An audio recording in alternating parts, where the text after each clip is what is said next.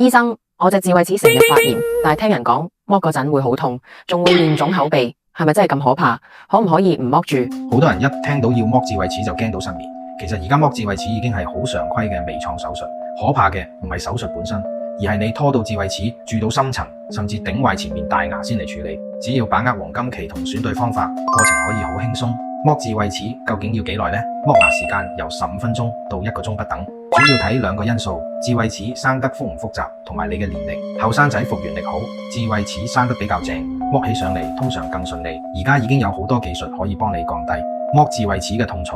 3D 掃描可以精準避開神經線，超聲骨刀代替傳統錘仔，傷口細，震動少，過程中亦打夠麻醉，等你喺放鬆狀態下完成。剝牙之前記得食飽，避開生理期。